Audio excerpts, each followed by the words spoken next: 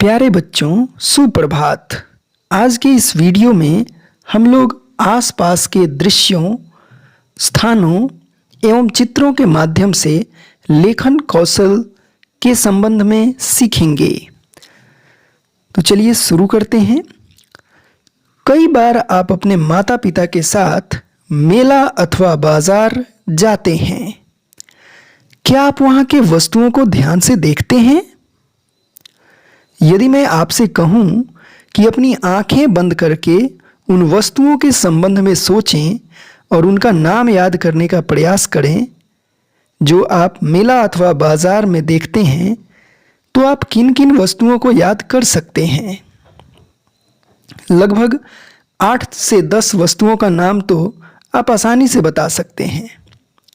बहुत अच्छी बात है कि आप इन वस्तुओं को देखने के बाद इनका नाम याद भी रखते हैं। लेकिन मैं आपको इस काम में और थोड़ा मदद करना चाहता हूँ, इसलिए एक बार फिर से आपको मेला तथा बाजार दोनों का सैर करवाना चाहता हूँ। तो बैठे बैठे मेला तथा बाजार का सैर हम लोग करेंगे। क्या आप तैयार हैं? बहुत अच्छा। सबसे पहले मेला तथा बाजार में क्या अंतर है यह जान लेते हैं, इसके बाद हम इनका सैर करेंगे। मेला पूरे वर्ष के कुछ विशेष दिनों में लगता है, यानी कि यह वर्ष के किसी विशेष पर्व, त्योहार अथवा उत्सवों से संबंधित होता है और यह बार बार नहीं लगता। इसलिए वर्ष में 1-2 बार इसे खूब सुसज्जित करके धूमधाम से लगाया जाता है, जैसे कि दुर्गा पूजा के अवसर पर, दिवाली के अवसर पर अथवा महाशिवरात्रि के अवसर पर। जबकि बाजार प्रतिदिन लगता है। कभी कभी सप्ताह में 1 दिन के लिए यह बंद भी रह सकता है, लेकिन सप्ताह के 7 दिनों में से 6 दिनों तक लगा होता है और यहाँ दैनिक जरूरत के सभी सामान उचित मूल्यों पर उपलब्ध होते हैं। यह क्षेत्रीय लोगों के द्वारा लगाया जाता है, जिसमें विक्रेता तथा क्रेता दोनों क्षेत्रीय लोग ही होते हैं। इसी से संबंधित एक शब्द हाट भी है।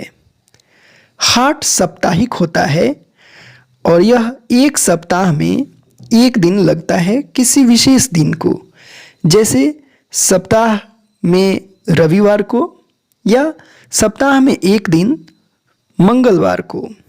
किसी भी दिन यह लग सकता है। प्यारे बच्चों, अब हम लोग मेला तथा बाजार दोनों का बैठे बैठे एक बार सैर करेंगे। जरा ध्यान से देखना, मेले में क्या क्या वस्तुएं हमें मिलती हैं और बाजार में कौन कौन सी वस्तुएं मिलती हैं। एकदम ध्यान से देखो और समझने की कोशिश करो। सबसे पहले मेला में मिलने वाले वस्तुओं के बारे में हम लोग चर्चा करते हैं। यदि आप लोग मेला गए होंगे तो मेला में सबसे ज़्यादा खिलौने, खास करके गुड्डे तथा गुड़िया देखने को मिलते हैं। और कौन ऐसा बच्चा होगा जो खिलौने मेला जाने के बाद नहीं खरीदता होगा? निश्चित रूप से एक से बढ़कर एक खिलौने मेले में देखने को मिल जाते हैं। इसके अलावा झूले, मौत का कुआं, जादूगर, मदारी वाले हमारे मनोरंजन के लिए मेले में उपलब्ध होते हैं। तो जो बच्चे झूले पर झूलने के शौकीन होते हैं वे झूले पर जाते हैं। कुछ बच्चे मौत का कुआं देखते हैं, जिसमें बाइक तथा कार से संबंधित खेल दिखाए जाते हैं। कुछ बच्चे जादूगर को देखने के लिए जाते हैं और तरह तरह के जादू देखते हैं। तो कुछ बच्चे मदारी वाले से तरह तरह के जानवरों का खेल देखते हैं। इसी तरह से बच्चों के बहुत सारे खेल भी मेला में उपलब्ध होता है, जैसे कि निशानेबाजी। इसमें बच्चे निशाना लगाते हैं तीर से अथवा बंदूक से।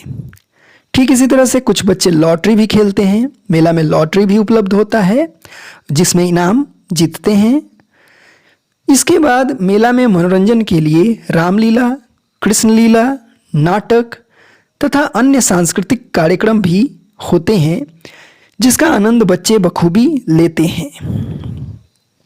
इसके अलावा मेला में घरेलू वस्तुएं भी उपलब्ध रहती हैं, जिनको प्रतिदिन उपयोग के लिए खरीदा जा सकता है, जैसे बर्तन, कपड़े, जूते, अन्य सामान जो प्रतिदिन यूज होते हैं वे भी मेला में उपलब्ध होते हैं। और खाने के सामान का तो कहना ही क्या, मेला में जाएं और कुछ खाएं नहीं, ऐसा तो हो ही नहीं सकता है। खाने के सामान में मिठाइयाँ, समोसे, कचौड़ी, चटपटे चाट और छोले, गोलगप्पे, जलेबी, आइसक्रीम इत्यादि अनेक जगहों पर उपलब्ध होते हैं और बच्चे इनका मज़ा तो सबसे ज़्यादा लेते हैं। इसके साथ साथ मेला में पशुओं की सवारी की भी व्यवस्था होती है। अलग अलग जानवरों पर सवारी करने का भी मज़ा हम ले सकते हैं, जैसे घोड़े की सवारी। इसके अलावा हम ऊँट की सवारी कर सकते हैं। तो ये सभी मनोरंजन के साधन भी मेले में उपलब्ध होते हैं।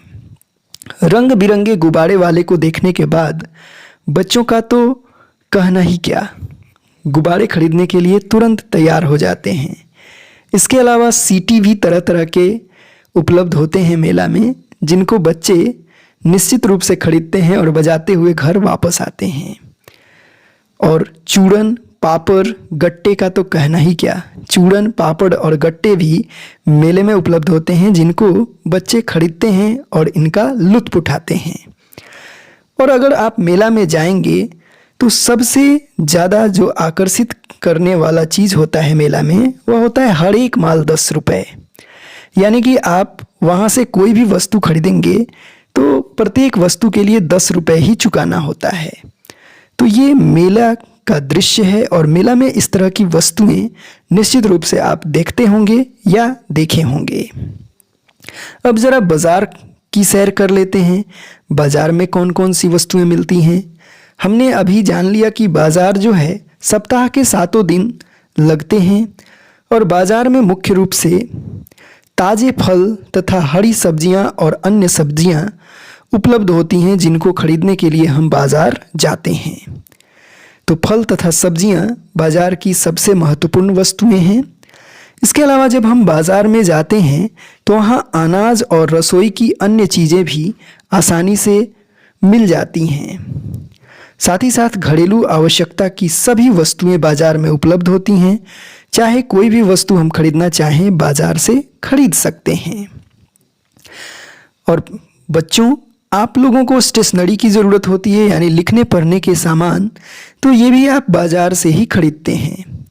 इसके अलावा इलेक्ट्रॉनिक जितने भी सामान होते हैं, यानी बिजली से चलने वाले सामान, ये सब भी बाज़ार में उपलब्ध होते हैं। साथ ही साथ सजावटी वस्तुएं भी हम बाज़ार से खरीद सकते हैं। सजावट करने वाले जितने भी सामान होते हैं। बाज़ार में खिलौने भी उपलब्ध होते हैं। बाज़ार में सभी मिठाइयाँ एवं खाने पीने की सभी चीज़ें उपलब्ध होती हैं, चाहे वो समोसे, कचौड़ी, चाट, छोले, गोलगप्पे, जलेबी अथवा आइसक्रीम ही क्यों ना हो, ये सभी चीज़ें भी बाज़ार से हम खरीद सकते हैं। इसके अलावा बाज़ार से कपड़े, जूते और बर्तन भी हम खरीद सकते हैं। बाज़ार में जब हम जाते हैं तो बाज़ार में हर एक सामान हमें उचित मूल्य पर मिल जाता है और हर एक सामान के लिए विशेष जगह निश्चित होता है, जहाँ से हम उन सामानों को खरीद सकते हैं। जैसे कपड़े का बाज़ार अलग होता है, सब्जियों का बाज़ार अलग होता है और साथ ही साथ दवाइयों का अलग बाज़ार होता है।